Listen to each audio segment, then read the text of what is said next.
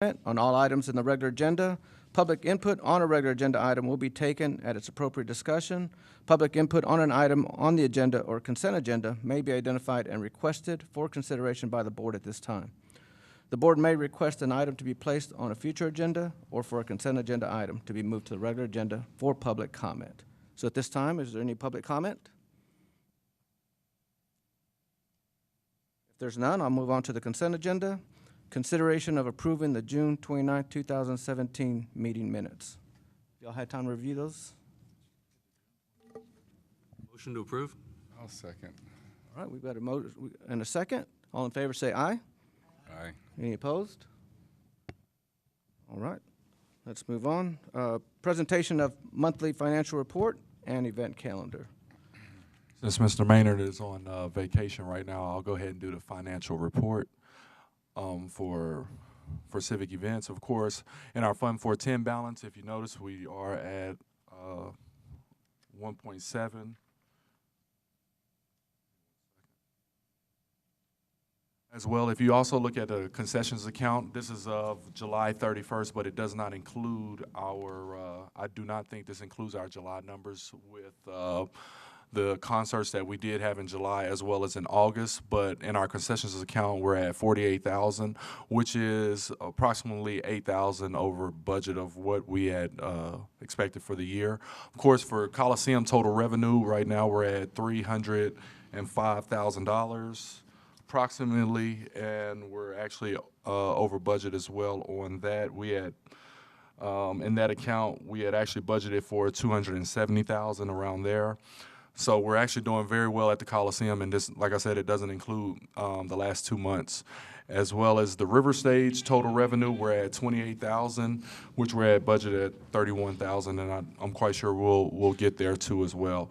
The only one that we're actually worried about would be our convention center total revenue, which we're at $196,000, which for the convention center we would like to be at $249,000, somewhere around there. So, of course, it just urges why we need to bring in more conventions. Of course, this year we did have time off from the convention center in December, if you remember, whenever we were doing the sewer, with the sewer line, and then we also had some events that happened in July or June that was canceled too as well. But one of the major things, of course, is more conventions, more meetings, things like that to bring into the convention center to be able to close that gap a little bit more than where we are right now. Any questions on financials?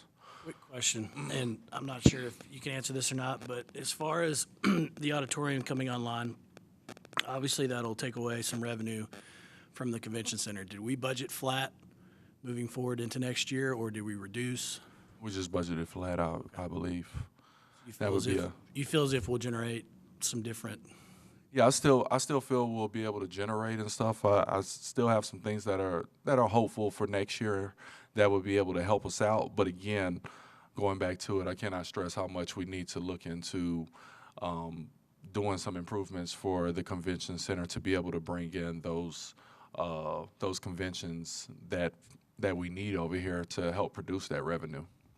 I agree. I think we're going to really have to buckle down and figure out some different revenue generators. And because no matter how, and that's with the Coliseum and with the River Stage, of course, we're doing well because of concerts, but you're so limited to what you can do with the convention center whenever you have concerts. At the max, we can do 1,200 people, so it really limits you to your revenue and how you work out your numbers with them. At the Coliseum, you can do all kinds of configurations. Same thing with the River Stage. But when you have such a smaller, condensed, amount of people that can come to an event, it's very tough to be able to work out those type of events over here at the convention center.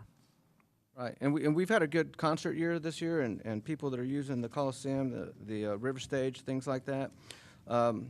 And I'm not going to get into a separate item, but I know that probably ticketing has something to do with some of the revenue that we have coming into all the events and things like that. That was one of the things that I know that you've been working on. Have we moved forward on that issue at all? We're actually in the process of working on a few things with it. We have a couple of different ideas that we're potentially looking to push forward right now. I'm thinking at the next meeting we'll be able to discuss that and bring that forth with what direction we would like to take with that. Right, that sounds good. That's something that I'm really interested in. Okay, so let's go ahead and move on. All right. Update of civic events, facilities, and improvement projects. Wrong one. Hold on. Still got to do the event calendar. Okay. Yes, we do.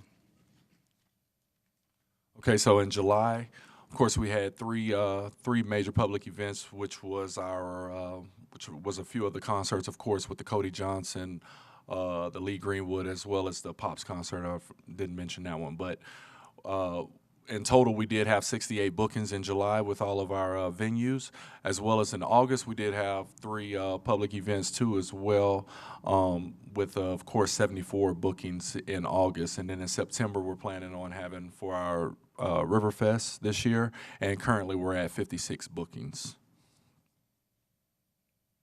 And I will say this, in-house, if you would like to know how many city meetings or events that we did have. So for July, we did have 17. 17 of those bookings were for COSA.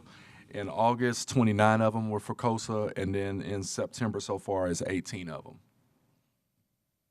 Okay. And what do we have planned for Riverfest this year? We have plenty of things planned for Riverfest right now this year. Of course, we're still, we're putting out the final pieces on the concert and everything for that too as well. But of course, we do have all types of activities, events that's taking place in the Shannon Kids Court. Of course, the inflatables, the pony, pet and zoo pony rides. Of course, the Vega Wash and Pitching Tournament does take place again, which is also a huge draw. Just several events across the board. Flag football will be taking place out there as well. Canoes, kayaks, paddle boats, I mean, everything, food vendors. We have a pretty great year for this year. Good deal. Any other questions on the calendar and financial reports? Okay. Do I have a motion to approve? Motion to approve. Second. All right. All in favor, say aye. Aye. Any opposed? Hello, Tim. All right. Now we'll go to update of civic events facility improvement projects. Good morning. Good morning. As far as the all the stuff, the update for that is we are complete on all the improvements that we are going to do this year that we had asked for money for, except for the lighting and the doors at the Paseo. And the lighting, what we decided to do with that was replace the lights as they go out, because what it was doing is there's a ballast in there, and so it was costing us more money to replace the ballast every time or a bulb than it is to put the LED in there, which lasts forever. But instead of spending the money all up front, we decided to just wait, and as they go out, we just go ahead and replace them with the new LED. And so, and the doors over there, looks like the same company that did the doors at the Coliseum are going to do that, so they couldn't do both projects at the same time. So that's kind of what we're waiting on there. The resurfacing of the parking lots at the Farmers Market and Pavilion. Sid and I discussed that again this morning. We're going to look for more funds and then go ahead and do the parking lot here to restripe it and the one at the Coliseum. You know, they put all that stuff out there, so that's going to need some real work where they did all that trash from the storm this last time. And so all the lines are gone from scraping and all that stuff. So we're looking at doing that, but we're going to look at getting funds to do that all at one time. So, on to the Coliseum dressing room. As you can see, we don't have a before picture. I'll explain why, because Carl was in the middle of it, so Sid didn't feel comfortable putting that up. So They've seen it. Carl, okay. I've seen that picture. That's All a right. good picture. But anyway, you know what that ugly locker room looked like with the lockers and all that stuff in there. Well, now we've gone ahead, and this is some of the progress where we've pulled it out, and then we've started working, and so then that's the final project as far as that goes. So, and it's looking pretty nice. So that we were able to get this done. We worked around the clock for the last 2 weeks to get this completely done for the Pat Green, Aaron Watson concert. So that was their green room. So, and it worked out very well. Now, this is just one phase out there. This is just where you walk up the steps and go in. This is just that first part there. And They had the benches along where the they had the walls. benches along the wall, that's all gone, and that's what this looks like now. And I'm telling you, that picture doesn't do it justice, because they told me they were doing that, so I went over there. Remember how all the lockers were there and the benches and everything? And I walked in there and sat on that couch, and I was like, this is nice. I mean, they did a good job on that. Yeah. Real good job. So this is just the first phase. We painted and replaced the ceiling tile in the entryway where that restroom is. And so that looks really nice, but it's got to get that old carpet up and everything. And what we're going to do is where you walk in and you see the urinals in the back there, today we're started a wall back there. So we're going to put a wall in the door and make that a separate restroom where you go in, and then we're going to cover the floor and do all that. So, and then we'll work on the rest of we'd like the rest of the locker room in the office spaces and all that to look just like this. So, or something similar to this. So kudos to the guys. It's a lot of hard work, and Absolutely. but it really looks nice. Yeah, and y'all did it pretty fast, so y'all did a good job. We made quick. We wanted to have it done for that concert, and we were able to accomplish that. So that's not our furniture, by the way. That's Aaron's furniture. So I wish it was, but it's That not. won't So stay? That won't stay? no, and what we normally do and what we were doing before is getting furniture every time we have a concert, and so we don't keep it in there. So we have tables and chairs up there in a closet, so that when we have like Saba in there and everything, we'll pull out the tables and everything and chairs so that they can still use that space. So, any questions about the facilities? No, it looks real good. Y'all did a good job You on need that. to get out. Everybody needs to come out and take a look, and take a look at the back doors too, because they were rotted when we got in there. They were rotted halfway up inside, so they really need to be replaced. They look really nice now. They're not painted yet, because that's our responsibility, and we haven't had time because we were doing this. But now that they're in, we'll get that painted and match that and everything. So Kudos to you and your staff, Steve. Y'all did a good job on that. When all the repairs are done, do we get to go back and tour again? Sure. And Steve's usually out there, so if you're ever in the neighborhood, you've got my phone number. Just give me a call. You should have it. Okay. Just give me a call. Yeah, and I'll be more than happy to walk you through. It's not a big deal. You want to go ahead and give us that phone number now over the... It's 234-5121. All right. Next agenda item is discussion and consideration of allowing a discounted rental rate of the Foster Communications Coliseum for the San Angelo Broadway Academy. Okay, so of course, like I said, this discussion is going to be about the San Angelo Broadway Academy. Of course, they have been in the Coliseum for the past 7 years. They were moved to the Coliseum in 2010 whenever the auditorium had went down to be able to, for the construction as well. And so per the agreement for that was that they would stay at the same rate that they were at the auditorium at the time of when it was shut down. So the rental rate at the time was $650 for the rate. And then it was, so of course, they have a 25-cent facility fee since they are a nonprofit. And then also they were paying $75 per hour for AC or heat, whichever, but with the new system as well in place, that's something that has changed and stuff too, because we actually keep it regulated and stuff in there. So with that being said, of course, our regular Coliseum rental rates would be, for them would be $1,500. For that would be for them, and then the $750 if they had a second performance, which was the matinee or something like that, and then they would still be having a 25-cent facility fee as well. They would like to discuss, of course, staying into the Coliseum and being able to still do those shows at the rate of the $650. And she did give a handout to you all and stuff, and I will have Miss Angela Brooks come up here and speak towards, for Saba. And if y'all have any questions, of course, she can be able to answer those as well. And then you all, if y'all have any questions for me about the Coliseum, I'm more than glad to answer those too.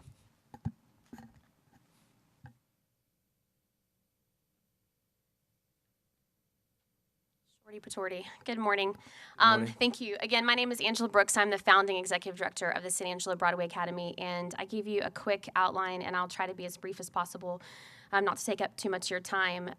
In case you don't know about San Angelo Broadway Academy, I opened the program in 2006. I grew up in San Angelo when I was a child performer, and my mother had to send me to the Metroplex to train most of the time in theater. So there weren't a lot of options for kids in San Angelo to do the theater and the dance and the vocal training all together. So I had a great idea to do a musical theater summer camp in 2006. That's all I was going to do. I had a profession. I was going to go back to work, but it didn't pan out that way because the parents asked me to continue the program and keep growing it. So like he said, in 2008, we began using the city auditorium as part of our performance space because we were casting large groups of children and we're doing Broadway-style productions. So we needed a large space. Central High School was too small, and so was Angelo State at the time, so that's why we moved to the city. Since our inception of 2006, we currently serve over 700 kids a year through all our programming. Those kids aren't just served in San Angelo. They come from the state of Texas and also the nation in our musical theater summer camp. So we're very proud to bring in some tourism a little bit to San Angelo. But there's a list of the programs that we currently offer. We just don't do theater. We have a recreational dance program and a competitive program that serves over 200 children. We currently hold national titles in the United States and the state of Texas through our dancers, which is pretty cool. We, of course, have the musical theater program. That's what we were built on, and so that's what's a very strong point for us to keep educating these children in the arts, as well as a vocal performance program, and then we are specialized in technical theater. There's lots of kids that hate the limelight and hate being on stage, but they really want to learn the technical aspect of theater. So we can teach them lighting design and sound design and costume design and how to build a set and different styles of painting. So we have that as well. Typically, average at the Coliseum, with our 4 main stage shows that we do there, we see about 6,500 people come to our performances on a yearly basis. That number fluctuates because every season changes with ticket sales. We have a relationship with SAISD. Our children that are involved in our productions are excused in the morning from school on Fridays because we offer school day performance for children. We can have 1,100 at any point in time, which is the average attendance for those school-aged children to come at a very reduced rate of $2. For most of those kids coming from different financial backgrounds, it's the first time and the only time they're ever going to see performing arts. So we're very grateful that we can offer that to them at a very low price. Also, I think a big thing to be aware of with what Sabbath is that we have been able over the years to provide the city of San Angelo with very family-oriented productions that are on a large scale, featuring a large cast of children and all youth, performed by youth, structured by youth, ran technically by youth most of the time. And these are affordable prices for families that can bring their family of 6 and 4 and 8 out to performances. The elderly come out, the nursing homes bring groups out because we have reduced rates for them to get out and be sociable and see theater. We always say we like to get families off the couch and kids away from video games to come see productions. And we are always granted different privileges to do special shows like School of Rock that is still currently running on Broadway that we brought last May. So we bring these large Broadway-style performances that are all ran by children at very reduced rates, and we're able to provide that to the community. So I think that's longstanding, and it shows in the quality of performances that we do. Here's just a quick historical reference to what we've paid since 2011. You can see we do 4 shows a year. So we do a fall and a spring workshop, and then we do 2 summer camps that are back-to-back. So we're literally in the Coliseum May, June, and July. That's pretty much our tight spot.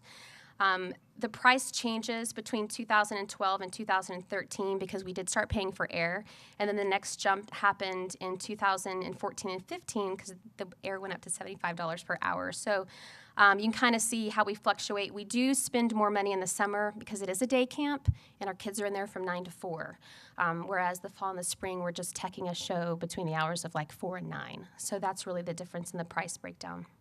We do our dance recitals with the city, and the average for that is about $1,200 per year.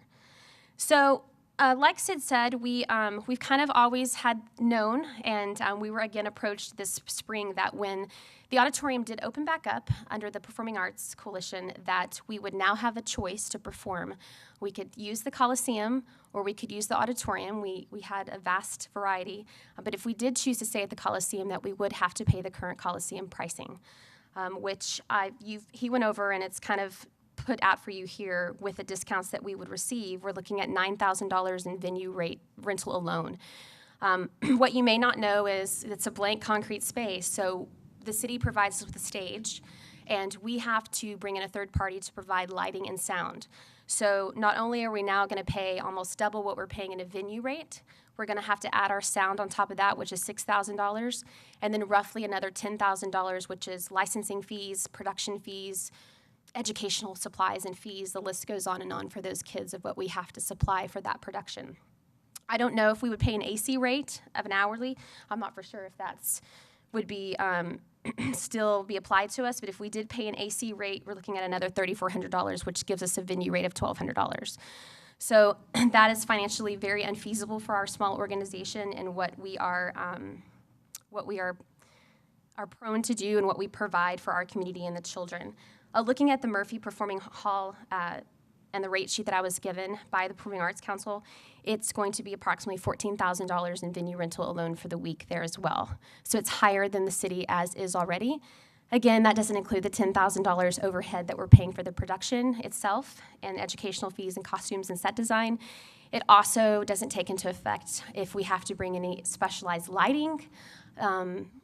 We have a certain way of doing productions. It's very rigid and it's a pattern, and we provide a certain style of production and level, and we would like to keep that. So that might mean bringing in additional lighting and sound to the auditorium. I don't know what that looks like right now. I don't know what their lighting cues and things like that are, but that is also an option. So again, now you're looking at about a $35,000 production, $40,000 production if we go to the Murphy Hall for that. Just a couple of things about why we feel like it's important to stay with the city of San Angelo. We have a very, very long-standing relationship with the city. Lori and Steve and Tibby have been with me since the very, very, very beginning, and the technical director and Sid have a great working relationship with Steve. There are plenty of times there have been huge mishaps, and we've been super flexible and worked with the city. Recently, when we lost all the lighting for our Friday performance of Alice in Wonderland, it had 370 people sitting in the audience, and we had to make some quick decisions. There have been times we've requested things from the city, and they've been super gracious to help us, and if they can't help us, they try their best to fix the problem. And there have been plenty of times we both disagreed on situations, but we've come together to communicate it in a positive way, and it's always been a positive outcome. So most importantly for our organization, it's the relationship with the city that we have had over this long period of time. You know, you can ask any kid of the 700 kids that go through the program and perform. That's their home. That's where they perform. That's where they know to go, where to go to their dressing room, how to get to the stage. I mean, that's their home. The other thing is it allows for us to be creative. Again, I talked about, you know, people will call us and say, your show's at the Coliseum? How do you do a show at the Coliseum? And they walk in, they're like, oh, wow, it looks like we're at a theater. So it's been a journey to learn how to create that atmosphere for the people in the audience. We did Mary Poppins and Tarzan, and our production price was in the $60,000 range because we had to fly everything from the ceiling. So it's a lot of work. It's a huge labor of love, but it gives people a wonderful opportunity to come and see something that they wouldn't normally see at a Coliseum on a Coliseum floor. So it lets us be traditional in a very non-traditional way. It's also a great fit for our kids. There's not many things that kids can break running around in a concrete circle. So we have large casts. I just casted 90 children in the musical Seussical, which is our December show slated to be at the Coliseum in December.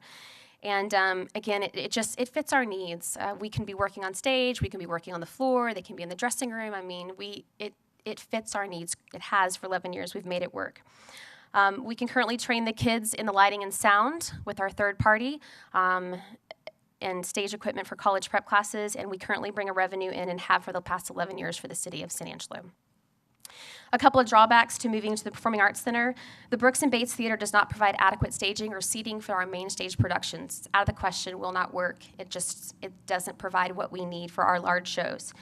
We'll be limited to creativity with our lighting and sound if we choose to utilize their lights and sounds that are currently in place at the auditorium. Again, I haven't seen those, but I'm aware of what's being put in, and there may be multiple times we need to rent additional lighting and sound to bring it in. I'm not quite for sure how that would look or work at this point. The above mentioned could possibly hinder the technical training of our students. Not for sure SAPAC wants a 16-year-old touching their lighting equipment and training on it. I don't know how that would look at this point, but we definitely don't want to take that away from the kids trying to learn the technical aspect of theater in order to further their careers of what they want to do. There is constant competition with the other local artistic companies as well as touring companies being brought in. We all vie for the same calendar dates. We're all kind of in December in that little second and third weekend, and we're all in May. And so for us and the city, normally, we've had the same consistent dates every year, and we've moved around if we've needed to for Howard graduation or some other things in the Coliseum. But there's a lot going on now in those facilities, whether it's a touring companies coming in or it's the ballet or the symphony or somebody else wanting to use the auditorium. So we are compacted to the SAISD school calendar because we work with children, so we have to be very aware of their testing dates and when they can be available to be in these long technical week of rehearsals to do a performance. Also, monies will not be going to the City of San Angelo anymore, but rather another nonprofit organization, and the venue cost is just not feasible for the San Angelo Broadway Academy to perform there. All tickets have to be sold through SAPAC organization and their website. Not that we have a problem with that, but we do like to be able to sell our tickets through our website to our families. That's what we've done for 11 years. And we are definitely open to the idea of streaming into something like StubHub or Yapcity or some type of ticketing agency. But I really feel like it's important to keep our ticket sales still going through our facility and our program. The other thing that you may not know is we don't have a theater home. We have a building on Taylor Street by Hoffman's K Cottage that busts at the seams as it is. And so we literally move into the Coliseum in maybe 24 hours that we have, not even that, you can look at our bills and it's 13 hours that we do, where we have to go in and build a set, paint a set, get it ready for 90, 85 kids to be able to work on a Monday. They get a Monday, Tuesday, Wednesday, and Thursday to get used to set, lights, sounds, microphones, anything that you could possibly think of, and then we perform and shut it down. So we're not at an advantage. We don't have a place where we can go in and casually build a set. We don't have a place where the kids can constantly be working on a stage and getting used to dancing on a stage or whatever it is they need to do. So I think over the past 11 years, we've really, really worked hard to find the best way possible to keep these kids focused on not being stressed out that they don't have a stage like somebody else does or anything else, that we've streamlined their education to find the best suit possible for them.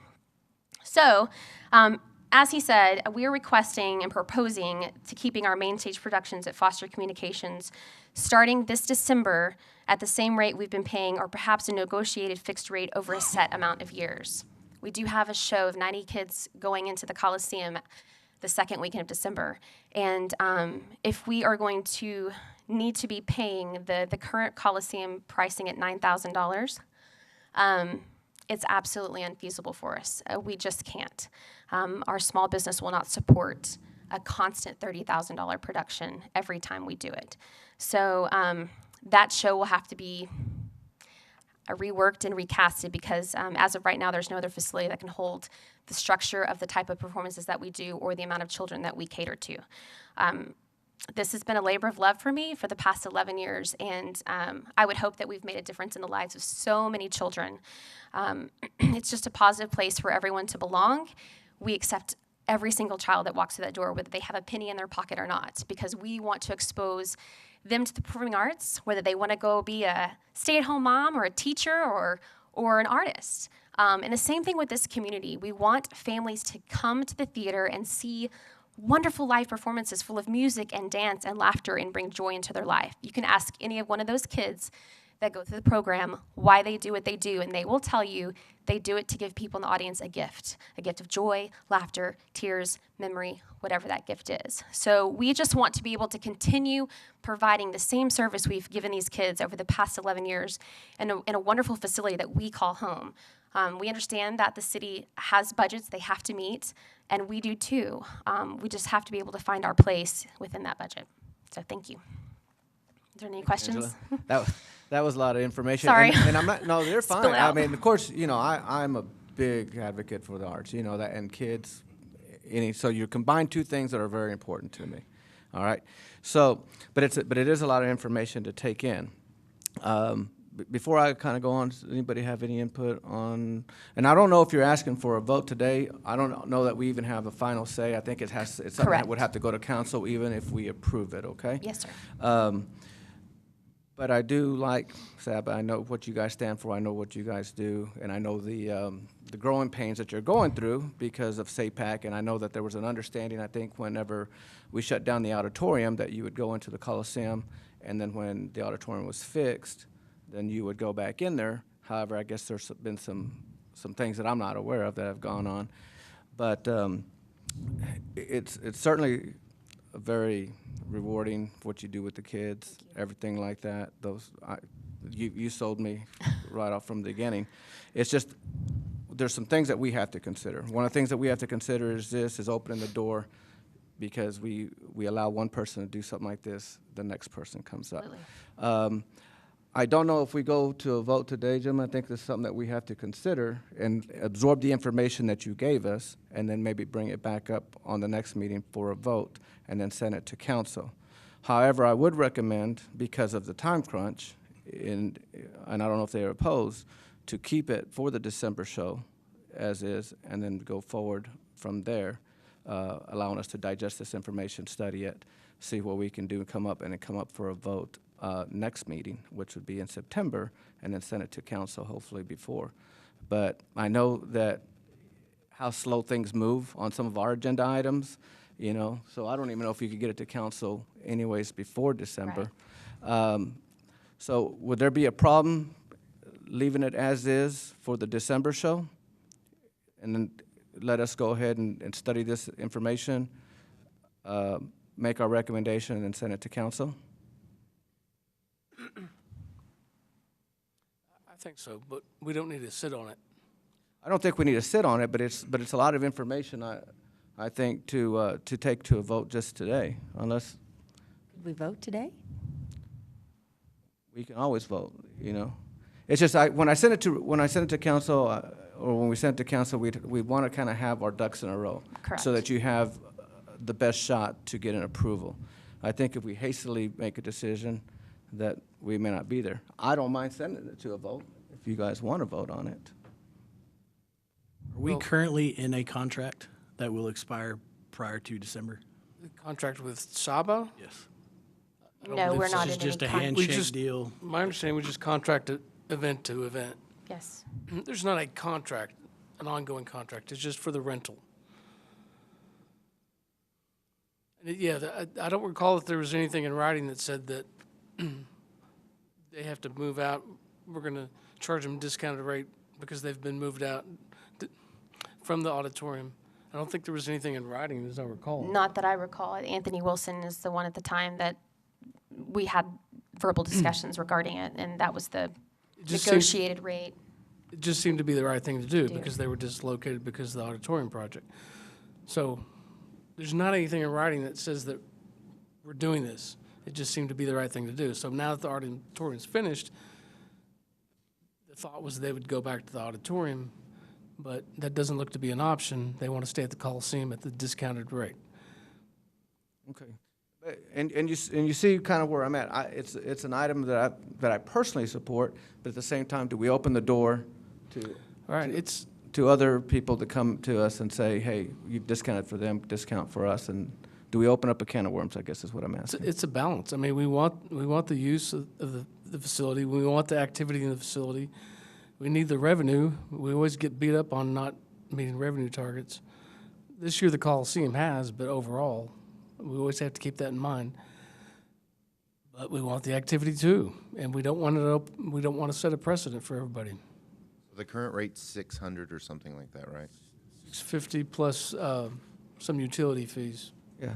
The rate that we're charging them is $650, 25-cent facility fee, and $75 for AC. Right. The normal rate for anybody else coming in would be $1,500. So on the normal rate, the $75 per hour AC heat fee, is that going to be added on the normal rate? No, it would just be $1,500. So that includes the AC rate and stuff inside of that. So what's been the average that Saba's been paying on the $75 per hour?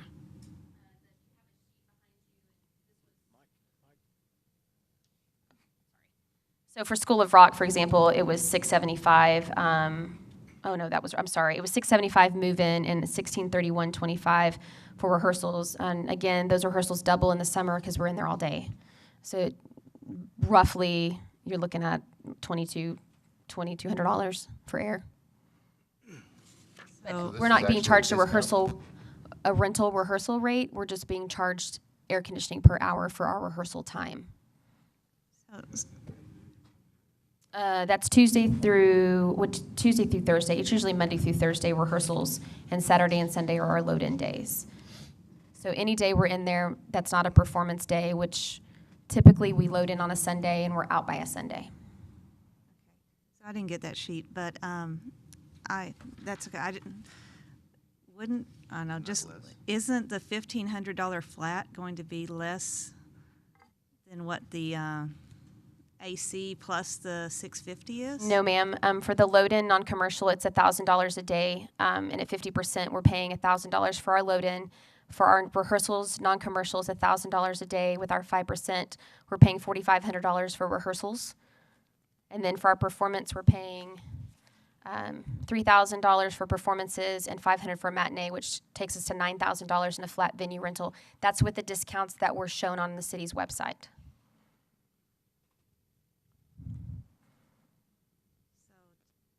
Total price of what you're paying versus what the new one would be is, do you have that math? Our highest bill today is $6,627, and that's a summer bill. And it would be $9,000, so approximately $3,000 difference. However, we've had to make adjustments this season, and we're taking one of our summer shows out of the Coliseum because we just can't afford it right now. So with not knowing what this is going to happen with the rating, we had to take our first summer camp out this next season, and we're scheduled for Lion King Junior in July, and that will have to be at the Coliseum. So we've had to make steps to stay within our budget, not knowing what's going to happen. But when you look at the fall and the spring, you're almost doubling the venue rate for us at $9,000.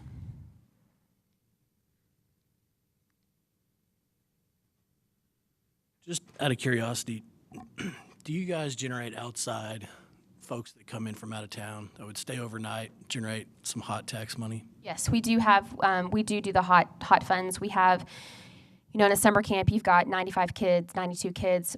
Some are from out of town, but their families pull in from out of town, Austin, Dallas, California, Kentucky. I mean, that we try to keep a sheet of those who come in, but we do generate a small bit of tourism coming in for all our productions, grandparents, aunts, uncles, type of things like that.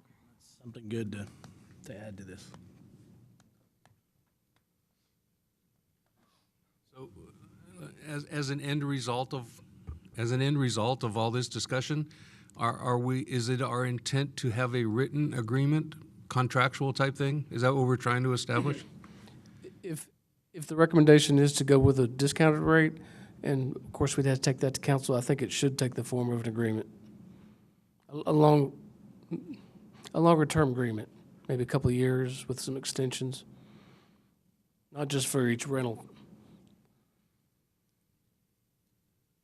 I'll voice my opinion. I'm kind of torn on this because, like Billy stated, you're opening up a can of worms for other nonprofits, other organizations that do struggle financially as well. It's not feasible for certain venues. So if we do grant a variance for one, of course we're going to have several, probably more, to follow. So we need to take that in consideration.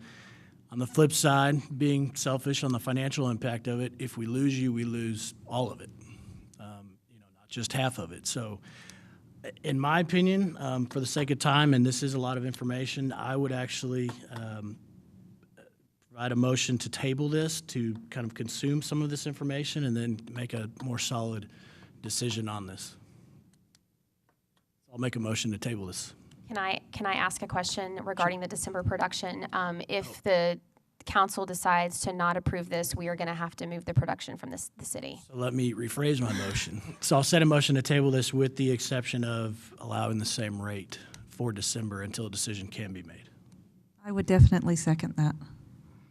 We have motion on the floor and the motion is that we will go ahead and table this item, however, allow Saba to continue in December with the current rate.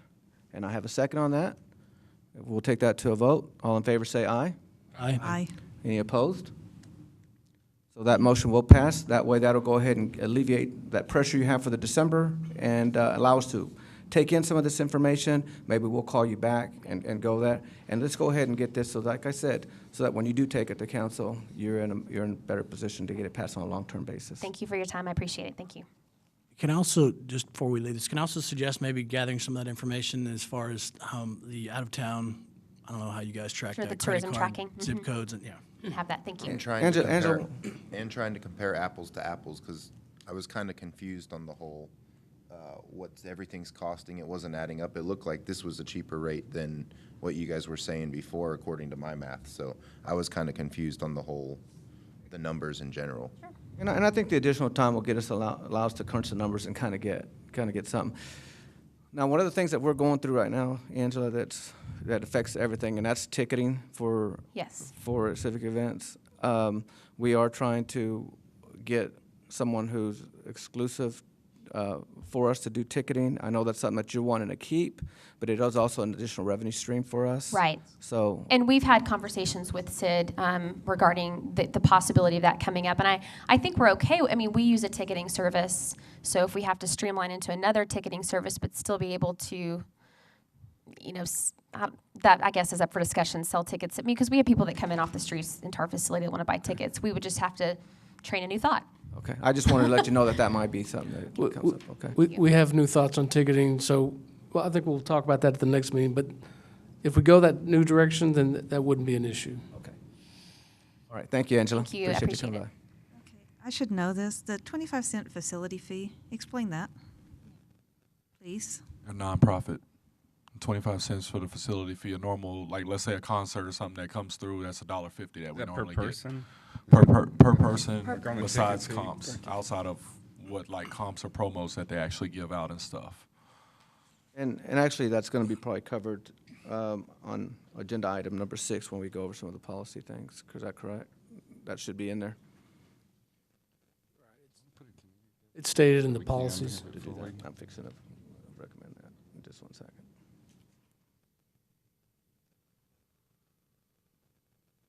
Okay.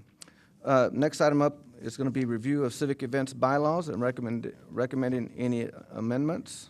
This is the agenda items that doesn't seem to want to go away. So- But hopefully, so- hopefully we've come to the end of. So what we're trying to do is, of course, get these bylaws approved by you all, so we can get this put on the next council meeting, and it'll go on consent agenda so they can be approved. We had to get the ordinance changed, of course, first before we do the bylaws. It's the same exact stuff that we had changed in the ordinance as well, but we can go through in the bylaws. There are some things that you did add in the bylaws, which was, of course, was the vision statement and the mission statement, which was, we didn't have that before in our bylaws, so we are adding that in there as well, that you all did approve of. And the section 2, the duties, of course, we were deleting the city auditorium, so we were just basically cleaning up some of the language that was in there, taking out the old, putting in what we needed to as well. We did change the members, the section members to 7 as well, and then also the terms beginning at January 1st for the term of the office, as well as the term of the office in Section 4, which was board members shall be appointed for a 3-year term beginning on the month, day, and year of the appointment. No member shall be eligible to serve more than 2 full consecutive terms. After 1 year off the board, a person may become eligible to serve 2 more consecutive terms.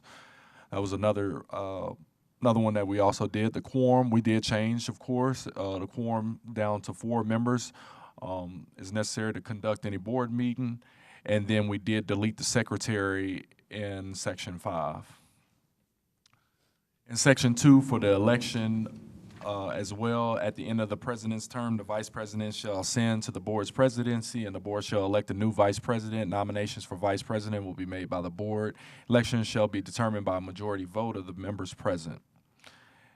Also, on the terms 2 as well for the president and the vice president shall serve a term of 1 year in each office. Terms will begin and end when officers are seated and elected at the end of previous officers' 12 months in office. And then we also deleted, at the time, we did delete all the standing committees as well. And that was the changes. Okay. Now, on the back, on the signature line, since we've eliminated the board secretary, I guess, do we need to have somebody else on the signature line on the very back page?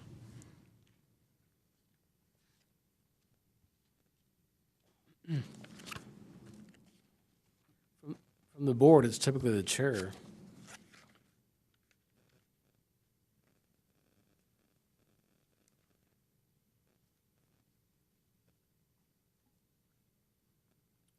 Yeah. It would You know, just on the be- signature line, the mayor signs it, the board president signs it, and then the board secretary, however, we're eliminating. Yeah, the board just the secretary. chair. Maybe you might want to put, I don't know, vice president or somebody else on the signature line. All right, so I reviewed these before the meeting, and I didn't say anything different than what we had already approved before, unless I missed anything. Is that correct? Which part?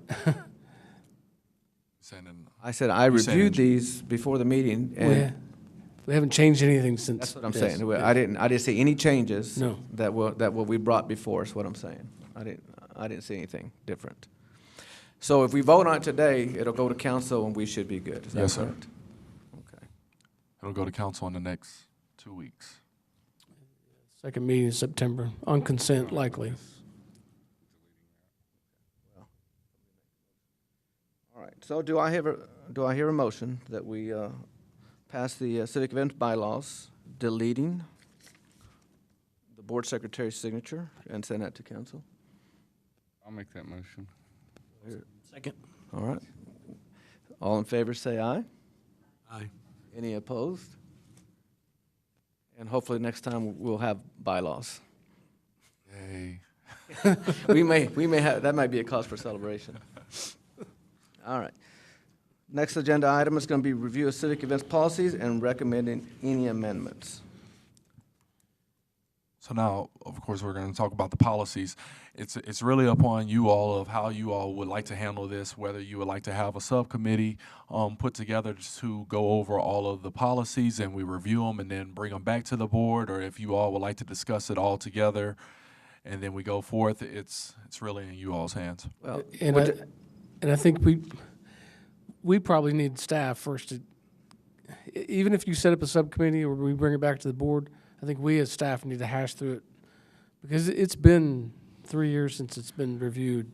You know, so the story with the facility policies, of course, our previous civic events manager at the same time, whenever this was approved by city council, she was leaving at the same time. There was always just a PDF file, and we could not find the actual Word documentation to be able to go in and edit it. So I had to retype the whole policy as well. So it was pretty fun. It's true. The only version we had was the version that went to city council that showed the requested draft, edits, which all got approved. I think there was one exception. This is Well, kind of like a lot of information like we had earlier, something that we probably need to go ahead and set up a subcommittee for. I think maybe a 3-member subcommittee, and then that way we can address some of the things, just like what Angelo brought up. I won't mind chairing that committee. Do I have a couple of volunteers to go over all the policies and make recommendations? Volunteer. We have Mr. Barnhart, Ms. Abbott. Way for me to learn. Okay. So we've got 3. Do we want to go ahead and include a city staff employee while Well, we review those, or you want us just to bring you your recommendations? We know who it is. Thank you, Mr. We're sitting in here. Mr. Walker. All right. So do we need to make a motion for the subcommittee, or can we just set that? I think we can No, just you set just that. set it. Yeah, well, I think we can just set that. So we go, all right. So we'll go ahead and I'll set a meeting time for us to discuss, but go ahead and take those home, review them, bring recommendations when we do set up a meeting, and we'll discuss those items. All right, last, consideration of any future agenda items? Anybody have anything? I think you had mentioned the ticketing. I think that would be, if we have new information, that would be ideal to have that on the agenda. We'll have that one at the next meeting as well.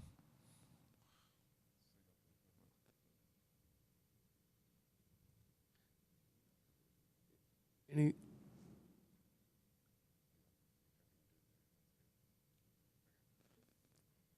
Scott, well, that's okay. Scott brought up a good thing. We do need to study the items that Saba brought in. I thought the policies committee could also absorb that and do it and knock it out at the same time, unless we feel like we need a separate committee for that. But I think the policies committee can go ahead and, I'm confused what the policy does allow the board to deviate from current policy. correct. And that's what I'm saying. We told Saba that we would kind of digest the information Right. and come back. A subcommittee, Scott maybe recommended that maybe we do a subcommittee. I thought when we were doing the policies committees, because it kind of falls under that we go ahead and tackle that item and bring recommendations. It's still gonna come back to the board. We can all review it good. and bring our suggestions there, but somebody to really look at it detailed and compare it to the policies. I think if they can look at it under the policies thing too, make sure. You look there are confused, some Carl. guidelines You there. follow what I'm going? I always look confused. That's So fine. what you're saying is the same subcommittee that's going to look at the policies would also talk about that? Well, to me, they kind of overlap each other. That's fine. Because that was kind of a policy item, whether or not we can do those sort of things, and we're going to do that. I mean, we can set a separate subcommittee No, if you want. please not do that. Okay. Because we're still gonna, each board member is gonna look at this and we'll have our recommendations at the end anyway. Okay. All right, so we'll move forward that. All right, any other future agenda items y'all want to look at? With that, we'll go ahead and entertain a motion to adjourn. I do have a question, though. Yes. I'm sorry. That's okay. I didn't know when was the right time to ask it. But when you have two major events on the same night, do you find, and I'm just curious because I'm new, do you find attendance is good even though they're both on the same night? Or does it make a difference if you have one night and one another night? Well, to answer your question, that'd probably become under public comment, but I'll let you ask your question. But that's usually, just to help you Okay, out, if you'll thanks. ask during public comment. You can answer it quickly, go ahead. This one worked. So I they don't both think that sold is- out? They both did very well. To say that they were both basically kind of in the same area, but they weren't. So, I mean, it actually went well. But it's really, I mean, at the end of the day, we only service the facility and stuff. So if somebody does want it on a certain day and somebody planned for it at the river stage, our job is to fill the facility. What two events are we talking about, just so I'm clear? The Aaron Watson and Pat Green and Rodney Carrington over here. But both of them actually had great attendance. Turned out well. Okay. Thank you. All right. Did I get a motion to adjourn? So move. Okay. All in favor? Any opposed?